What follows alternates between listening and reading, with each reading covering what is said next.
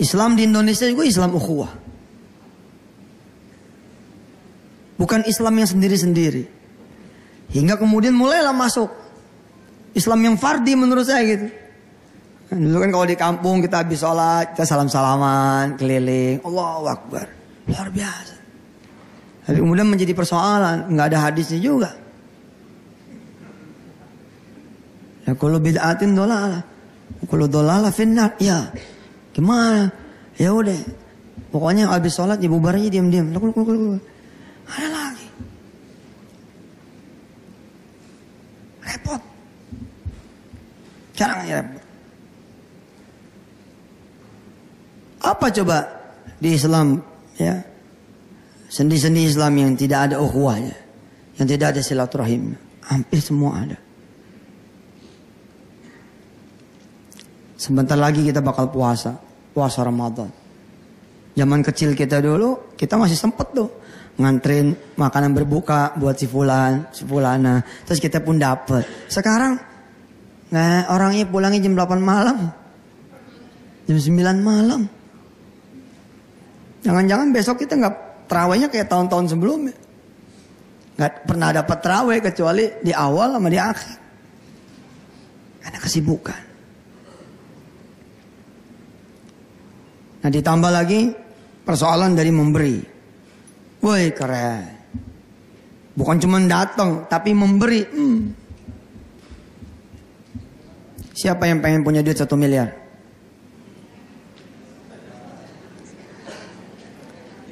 Ada yang gak ngacung gak pengen gue.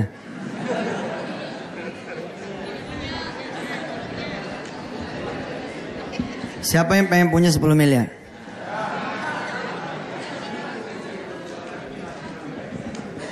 $100 miliar?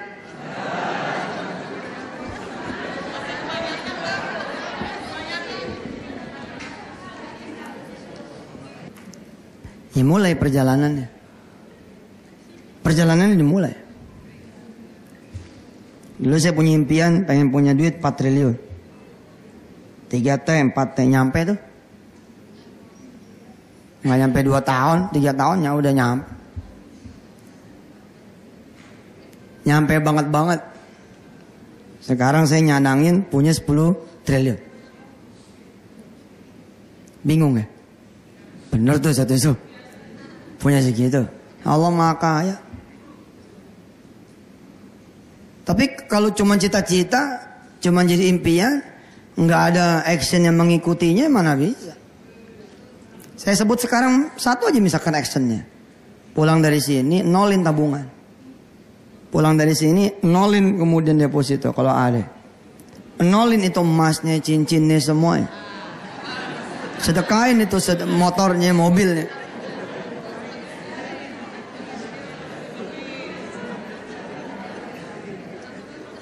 Saya didit. Saya melakukan itu.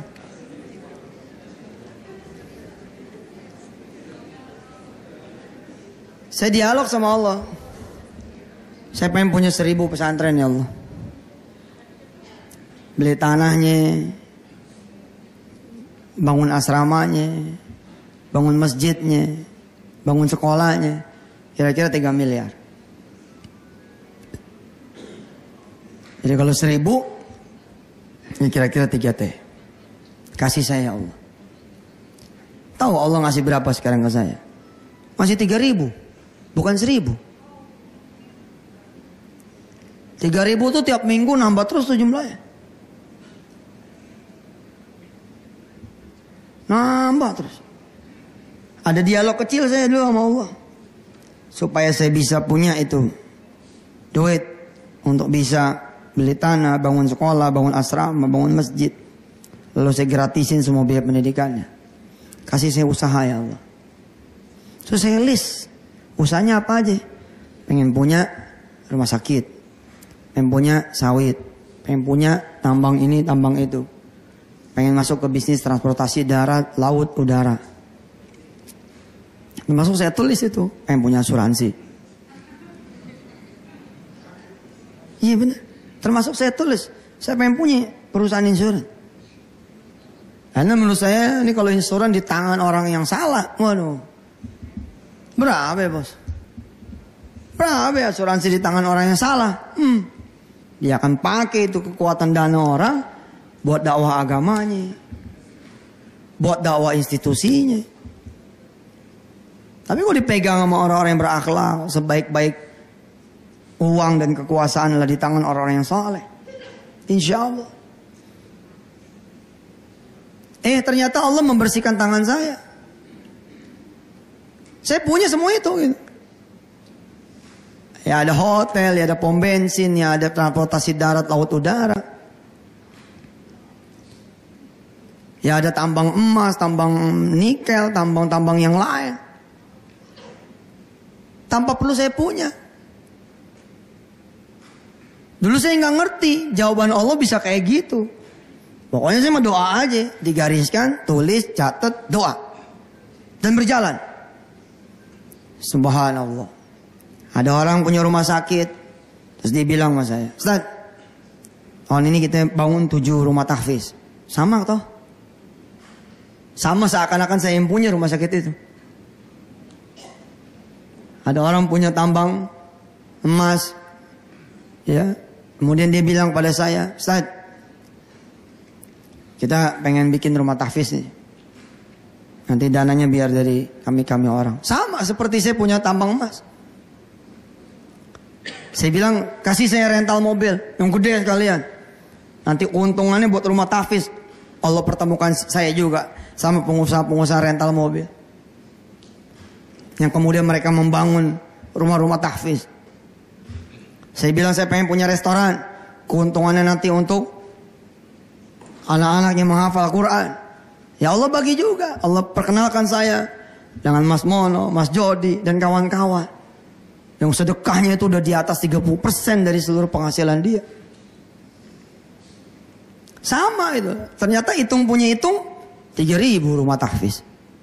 Anak yang saya gratisin atas Allah dengan bantuan Muhsini ada 300.000. Waktu pertama saya sampaikan bahwa saya punya 3 triliun. Itu pemirsa yang the loser. Itu nyibir. Kayak amat Ustaz ya. Dia pikir gue benar-benar punya 3 triliun. Padahal enggak. Saya punya lebih dari 3 triliun. Ya sekarang secara orang. Dibebasin lahan, dibangun masjid, dibangun madrasahnya, dibangun sekolahnya, dibangun kemudian rumahnya. Dia tanggung biaya operasionalnya. Allah kan bikin saya jadi agak sedikit cuci tangan. Udah sob jangan repot, aku yang ngatur. Aku pertemukan kamu dengan orang-orang yang sevisi, semisi. Ya Allah.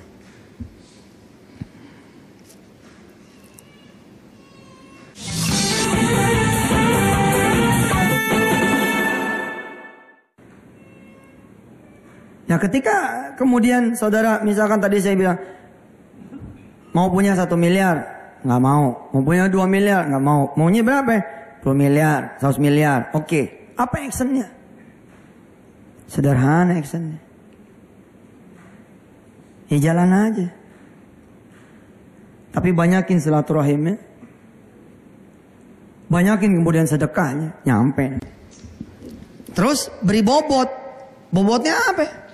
Kalau cuma pengen 1 miliar, bobotnya apa? Oh saya punya orang tua, saudara, terus ada guru-guru, saya hitung-hitung kira-kira 20 orang lah yang mau saya berangkatin haji. Jadi saya perlu tuh duit 1 miliar. Wah dikabul sama Allah, karena nggak kosong.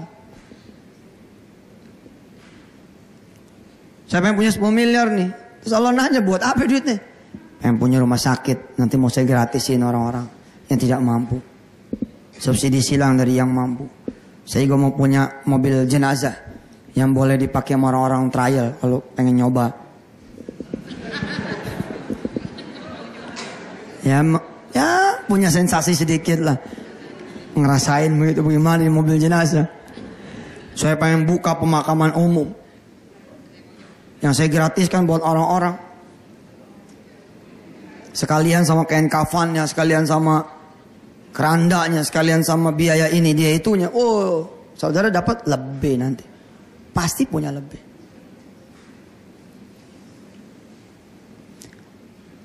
Nah sebagai step ya, sebagai langkah gitu ya. Ternyata memberi bobot dari cita-cita saudara, lalu kemudian silaturahim dan banyakin sedekah. Ini menurut saya menjadi cara yang sangat efektif buat saudara mencapai impian saudara.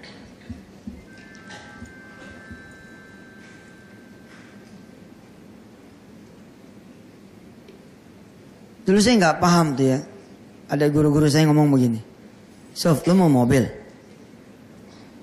Ngomong tuh sama Gus Arif sama siapa gitu. Iya Gus, rajinin silaturahim ke orang. Saya nggak paham tuh. Apa urusannya gitu. Tapi saya jalanin aja gitu. Jalanin. Ya alhamdulillah gitu. Pengen utang lunas Sof. Kalau pengen utang lunas, lu silaturahim ke orang susah, orang miskin. Ada duit lu bagi, gak ada duit lu doain. Asal ketemu aja sama orang-orang. Lu kalau beli tahu, lu tanya gimana kabar dia. Lu kalau beli kacang hijau, tanya, Mas udah pulang kampung belum? Lu kalau makan di warteg, apa cuman mesen doang? Jangan Sob, harus ada silaturahimnya. Kayak apa tuh Gus? Saya tanya. Ya sekedar nanya gitu. Suami kemana? Itu di silaturahim itu. Si abang kemana? Si mas kemana? Oh tadi ada. Udah kemana? Itu udah silaturahim namanya. Silaturahim itu. Nah hidup di dunia insurans juga harusnya menjadikan saudara-saudara memang aktif untuk kunjungan, visit, silaturahim, berpikir. Ini udah saya bahas nih sekitar 1 tahun yang lalu di tengah-tengah teman-teman juga. Marketer yang baik adalah dia tidak tidur di rumah lalu menunggu keajaiban itu datang. Dia bergerak keluar dan berpikir sesuatu yang mungkin beyond gitu. Ya hal-hal kecil ya, misalkan kayak pelatihan mandi junub misalkan. Kan kelihatannya nggak ada sambungannya banget gitu ke urusan asuransi. Saudara bikin 10 kali kajian fikih wanita keseharian. Kalau lagi head amalannya apa? Bagaimana nyenengin suami? Bagaimana kalau lagi nggak mood nolaknya suami nggak marah? Kira-kira 8-10 kali pertemuan, nggak usah jualan. Terus mereka nanya. Ntar mereka yang nanya gitu. Kegiatannya apa aja sih Bu Haji?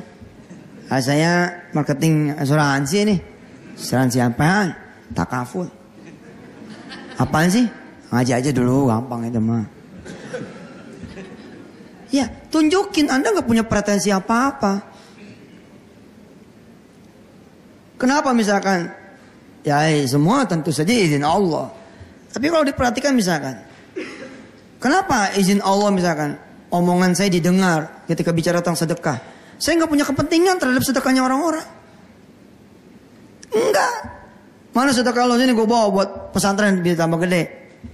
Orang kalau ngeliat pesantren saya yang tambah gede itu, sebagian tidak mengenal saya. Ada sebagian yang suuzon. Pantas aja pesantren Ustadz Yusuf kayak gitu. Mau sedekah orang banyak, nggak gitu malah. Pernah ada 1 tahun di mana saya mengunci hasil sedekah dari nasional, tidak ada yang dijatuhkan ke pesantren Darul Quran. Keluar. Kita malah bersedekah keluar. Lalu ketika kemudian Allah kirimkan 1 orang bangunin 5 lantai, ya itu dia.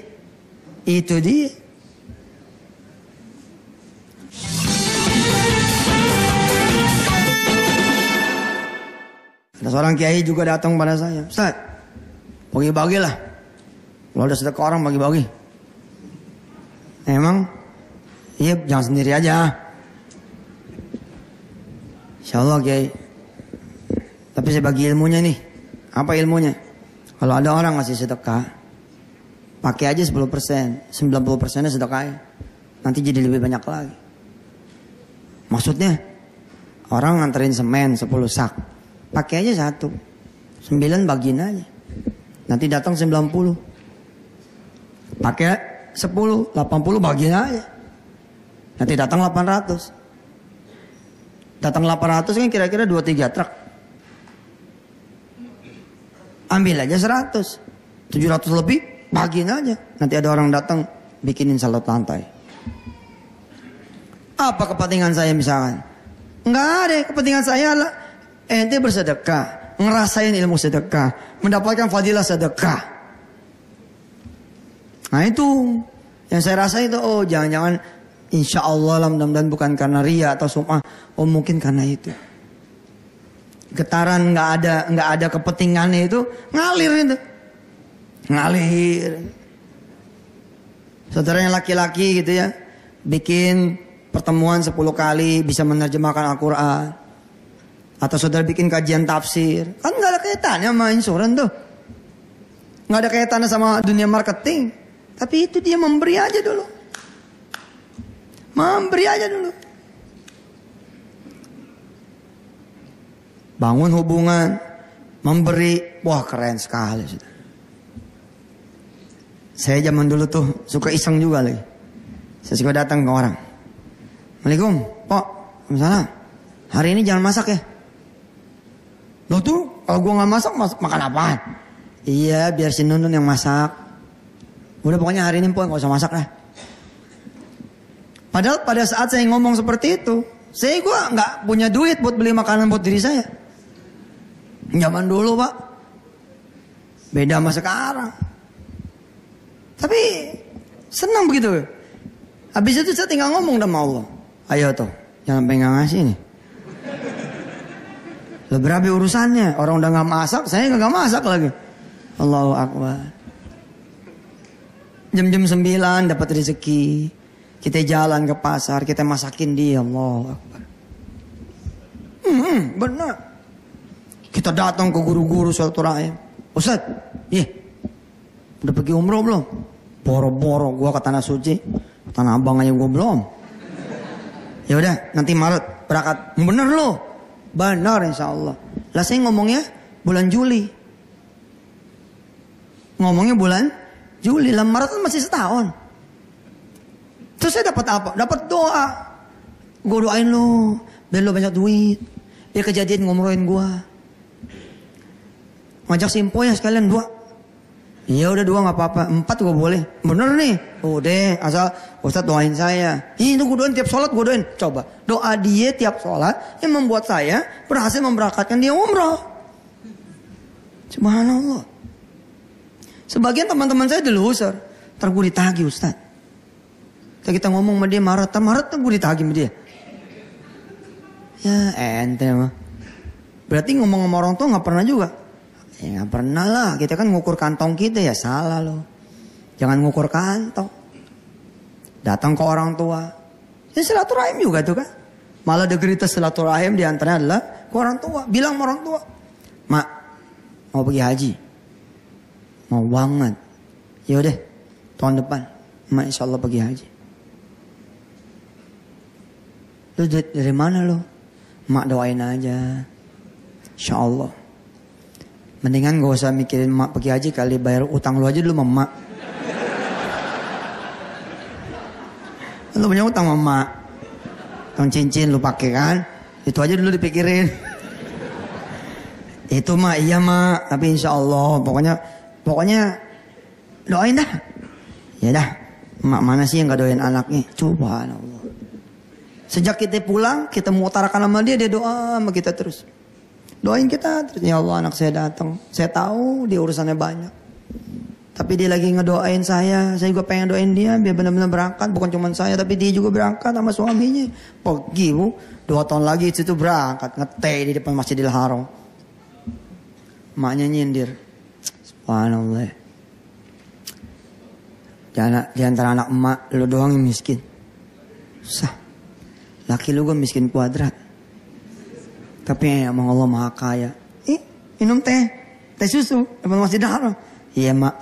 Wah, enak banget. Ngeliat burung-burung di depan Masjidil Haram. Wah.